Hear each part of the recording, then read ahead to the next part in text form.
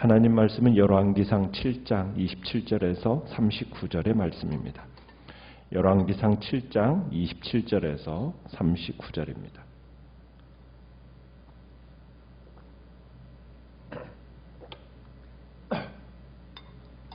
열왕기상 7장 27절입니다.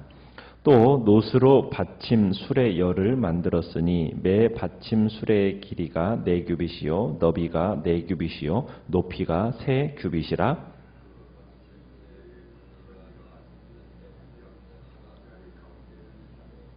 가장자리 가운데 판에는 사자와 소와 그룹들이 있고 또 가장자리 위에는 놓는 자리가 있고 사자와 소 아래에는 화환 모양이 있으며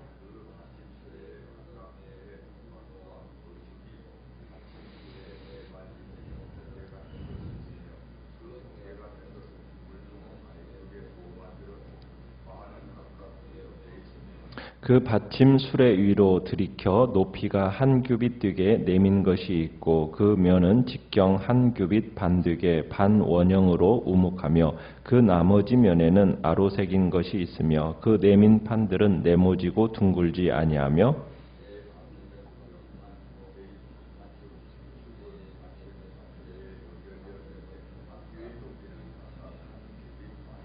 그 바퀴의 구조는 병거 바퀴의 구조 같은데 그 축과 태와 살과 통이 다 부어 만든 것이며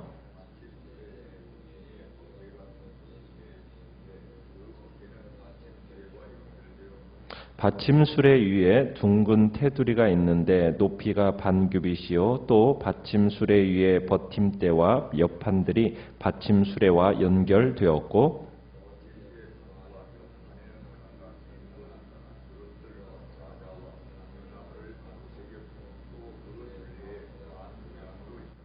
이와 같이 받침수레 10개를 만들었는데 그 부어 만든 법과 크기와 양식을 다 동일하게 만들었더라.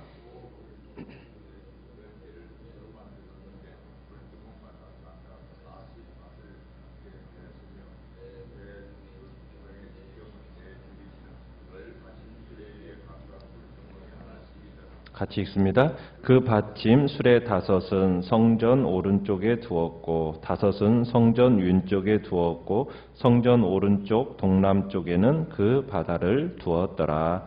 아멘. 솔로몬의 행적 중에서 가장 중요한 사건이라고 할 수 있는 것이 바로 성전 건축 사건 그리고 왕궁 건축 사건입니다. 7장에 왕궁 건축 사건이 먼저 기록되어지고 이제 13절부터 51절까지는 성전 기구의 제작에 대해서 다루고 있어요. 우리가 23절을 가보시면은 제사 의식 때 씻을 물 담는 기구가 한 가지가 나오고 또 우리가 뒷부분에서 또 한 가지가 2가지가 나오는데요. 첫 번째는 히람은 뭘 만들었냐면 바다 모양의 물통을 만들었습니다. 바다 모양. 이 물통이 바다라고 불리우는 것은 이 물통이 평범한 크기의 물통이 아니었기 때문입니다. 직경이 10규빗이라고 그러면은 4.5m 정도 되는 거고요. 높이가 5규빗이면 2.25m, 그리고 둘레가 30규빗이면 13.5m 정도. 그 정도로 되는 어떻게 보면은 작은 수영장급이라고 할 수 있습니다. 그래서 이 물통에는 물이 어느 정도 들어가느냐 26절 끝에 보면은 바다에는 2000밭을 담겠더라 그렇게 되어 있죠. 2000밭 하면은 오늘날로 계산하자면 약 45톤에 달하는 물입니다. 이 물을 그러니까 45톤급의 물이라고 하면 어마어마한 물이지 않습니까? 그런 바다를 지금 만드는 거예요. 이 물통은 어떤 모양으로 장식이 되어 있느냐면 24절에 가보면 호리병 모양의 박으로 장식이 되어 있습니다. 그리고 25절에 가보시면은 그것을 받치고 있는데 어떤 모양으로 받치고 있습니까? 소 12마리가 받치고 있다고 그러죠. 그러니까 소 모양의 12마리가 이 다리가 되어서 받치고 있는 겁니다. 그러니까 이 12마리의 소 하면은 이스라엘의 12지파를 상징하는 거라고 볼 수가 있을 것입니다. 이 높바다의 기능은 성막에서는 물두멍이 있지 않았습니까? 그 물두멍과 같은 기능을 위해서 만들어진 기구가 바로 이 바다입니다. 그러니까 제사장들이 정결 의식에 사용되어졌던 도구인 거죠. 속죄의 제사를 드리기에 앞서서 제사장과 레위인이 자기를 성결케 하는 물을 담아두는데 이 바다를 사용한 겁니다. 그러니까 하나님 앞에 서야 하는데, 하나님 앞에 서야 하는 자들은 누구나 자신의 죄를 씻어야 됩니다. 그런데 타락한 인간 스스로 그 죄를 씻을 수가 있습니까? 없습니까? 없잖아요. 이런 걸 생각할 때 높바다가 상징하는 바가 뭐라고 얘기할 수 있겠습니까? 우리의 죄를 씻어주실 유일한 분 예수 그리스도, 그분을 상징한다고 볼 수가 있는 겁니다. 그러니까 예수 그리스도의 그 속죄의 은혜가 뭐와 같다? 바다와 같다. 그런 의미가 들어있는 거죠. 그러니까 바다와 같이 온 세상을 둘러 덮을 수 있는 것이 바로 예수 그리스도의 속죄의 은혜다라는 것을 바로 이 상징적으로 이 바다라는 걸 통해서 우리에게 보여주고 있는 겁니다. 온 세상 사람들의 죄를 씻고도 남음이 있는 바다. 예수 그리스도께서 주시는 그 속죄의 은총에는 제한이 없음을 보여주고 있는 겁니다. 그러니까 예수 그리스도의 그 속죄의 은총이 부족해서 구원 얻지 못할 사람이 아무도 없어요. 무한하신 하나님의 아들이 영원하신 생명의 물을 십자가 위에서 다 쏟아부었지 않으셨습니까? 십자가에서 흘리신 그 순결한 은혜의 물결이 강같이 흘러서 온 땅에 흐르고 그리고 구원의 바다를 이루었다는 겁니다. 그러니까 하나님은 이 구원의 바다 가운데 인생에 필요한 모든 풍성한 축복들을 예비해 두셨음을 우리에게 상징적으로 보여주고 있는 겁니다. 모든 사람들은 이 생명의 물을 누리고 맛봐야 됩니다. 왜냐하면 정결케 하는 이 속죄의 물을 통해서만 죄를 씻을 수 있기 때문입니다. 이 속죄의 물에 몸을 담그기만 한다면 세상의 모든 죄와 어두움, 그 다음에 더러움이 오염되어 씻어 죽어가는 사람도 새로운 생명과 깨끗함의 축복을 받게 될 것입니다. 그리고 이 생명의 물을 받는 자는 자기 속에서 영원히 솟아나는 생수를 가진 자로서 영원히 목마르지 않는 그런 축복을 누리면서 살게 될 것입니다. 따라서 우리는 이미 이 은혜의 바다에서 죄를 씻은 사람들로서 아직도 죄에 오래 오염되어서 더러운 시궁창 같은 그런 세상에서 허우적거리는 사람들을 이 예수 그리스도의 은혜의 바다로 인도해서 그들도 새로운 생명과 깨끗함을 누리게 해야 될 것을 우리에게 보여주고 있는 겁니다. 그리고 이제 27절로 가보시면은 노스로 받침 술의 열을 만들면서 그러면서 무엇을 만들고 있느냐면 38절에 보시면은 이제 물두멍 10개를 노스로 만들었다 이렇게 되고 있어요. 그러니까 노스의 받침대와 대야로 대야를 만드는 거예요. 그런데 이 받침대는 여러분 29절에 가보시면은 어떤 모양으로 만들어졌습니까? 사자와 소와 그룹 등의 모형으로 새겨졌다고 그러죠. 그리고 30절에 가보면 각각 4개의 노쇠 바퀴, 그리고 노쇠 축, 이렇게, 그리고 4개의 다리, 이렇게 지니고 있습니다. 자, 이 받침대에 새겨진 사자와 소 문양은 성전을 건축하는 솔로몬 왕권의 위엄, 견고함, 이것을 상징한다면 그룹이라는 것은 하나님의 임재를 상징한다고 볼 수가 있습니다. 그러니까 이 받침대의 위에 38절에 가보시면은 대야가 몇 개가 있어요? 물두멍이 10개가 만들어지는 거예요. 그런데 각각 지름이 10규빗인데 어느 정도의 물을 담을 수 있다라고 얘기하고 있습니까? 40밭을 담을 수 있다고 이야기하고 있죠. 이 40밭이라는 것은 약 1톤가량의 물입니다. 그러니까 이 대야라고 해서 조그만 대야가 아니라 상당히 큰 대야라고 볼 수가 있는 겁니다. 그러니까 히람은 몇 세트냐면 10세트의 대야와 받침대를 둘로 나누어서 5은 39절에 보면 성전 오른쪽이라면 어디냐면 남쪽을 얘기하는 거고요. 5은 성전의 왼쪽 북쪽에 두어서 사용하도록 그렇게 했습니다. 그러니까 성전에 들어서는 모든 사람들은 이 물두멍에서 무슨 일을 했느냐면 희생제사에 사용될 제물을 깨끗이 씻어야만 했습니다. 그리고는 제사를 드릴 수가 있었어요. 당시 제물이라는 것은 뭘 상징하는 겁니까? 제물을 드리는 사람을 대신한다라는 의미가 바로 제물 속에 들어있지 않습니까? 그러니까 그 희생 제물이 씻겨지는 것은 제물 드리는 사람 자신의 성결을 의미한다라는 겁니다. 그러니까 제사와 같은 제사 관련된 이와 같은 과정은 하나님 앞에 나아가는 자들은 먼저 자신을 성결케 해야 된다라는 거예요. 그걸 우리에게 지적해 주시는 거예요. 하나님께서 성도들에게 가장 먼저 우리에게 요구하시는 게 무엇입니까?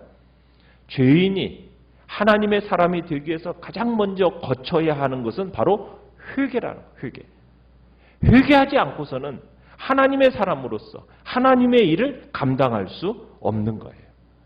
자, 그러니까 여러분 놋바다, 물두멍 이 두 가지는 하나님 앞에 나아가기 위해서 우리의 더러움을 씻어서 정결케 해야 됨을 우리에게 상징하고 있는 겁니다.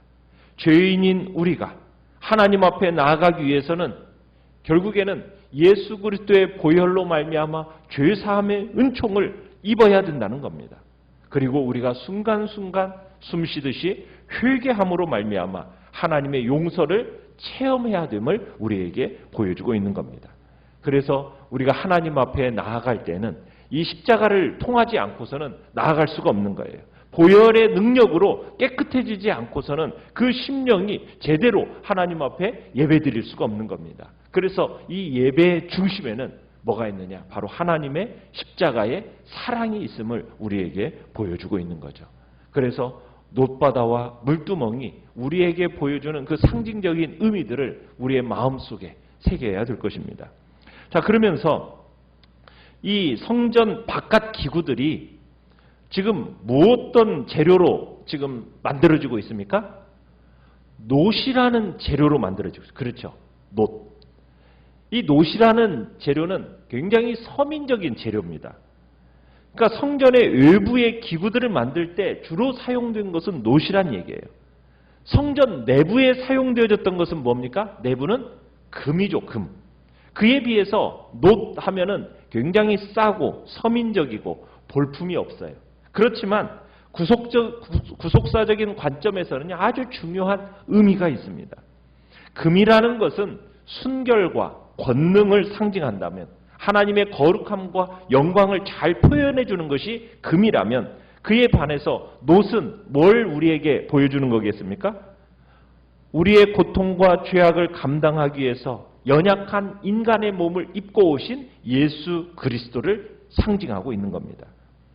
그러니까 하나님은 죄악으로 고통당하던 이스라엘 백성들, 불뱀에게 물려서 고통 가운데 죽어가고 있는 이스라엘 백성들을 살리시기 위해서 무엇을 만들으라고 그러셨죠? 놋뱀을 만들어서 구원의 도구로 삼으셨어요. 그 놋뱀이 상징하는 바가 뭡니까? 십자가에 달리신 예수 그리스도를 상징하는 거잖아요. 그러니까 하나님께 속한 거룩한 성물이 지금 인간의 손에 닿기 위한 것으로 만들어진 것은 바로 예수 그리스도께서 우리 가까이 오셔서 우리와 함께 모든 것을 채율하심을 나타낸다는 얘기입니다. 그러니까 예수 그리스도, 그분에게는 하나님의 그 신적인 권능과 속성을 동일하게 지니신 분이십니다. 하나님 자신이셨어요. 그러나 동시에 그분은 완전한 인간이셨던 겁니다. 본래는 그러실 필요가 없었어요. 그죠? 그렇지만 우리들 곁에 오시기 위해서 인간의 한계와 인간의 연약함을 가지신 겁니다. 예수님은 하나님이셨음에도 불구하고 우리와 동일한 약한 우리들, 죽음에 처해질 우리들을 건지시려고 우리의 곁에 오셔서 우리 같은 사람이 되시고 우리의 약함을 가지시고 우리와 똑같이 죽어야 할 죽음을 스스로 가지신 겁니다. 그래서 놋이라는 것은 바로 우리와 동일한 그러한 모습, 우리를 채울하시기 위해서 오신 그 육신으로 오신 예수 그리스도를 우리에게 보여주고 있는 겁니다. 정말 우리에게 주어진 놀라운 하나님의 은혜, 그 가운데서 성육신, 정말 인간의 몸으로 이 땅에 오신 하나님, 그와 같은 은혜는 우리가 찾아볼 수가 없다라는 거예요. 그런데도 불구하고 하나님이 베푸신 이 놀라운 은혜를 사람들의 그 완악함이 오히려 참으로 우리에게 베푸신 그 은혜를 가볍게 여기고 있지는 않은가. 우리 자신을 돌아보면서 정말 우리 곁에서 우리와 함께 호흡하시고 우리의 고통과 우리의 슬픔과 우리의 모든 육체적인 한계를 다 겪으신 주님의 은혜, 우리가 이것을 말할 수 없는 큰 은혜라는 것을 우리가 이 시간 기억해야 할 것입니다. 그분이 우리 곁에 이렇게 가까이 오신 이유가 무엇입니까? 우리의 연약함과 우리의 부족함을 온전케 하시기 위함입니다. 주님이 이렇게 우리 가까이 오신 것처럼 우리도 정말 늘 주님을 가까이 하는 삶을 살아야 할 것입니다. 우리와 함께 하셔서 우리의 고통과 우리의 연약함을 채울하신 주님, 당신과 함께하고 당신을 가까이 하는 우리 모두가 되어질 때 주님 은혜 안에서 우리가 완전케 되어질 것입니다.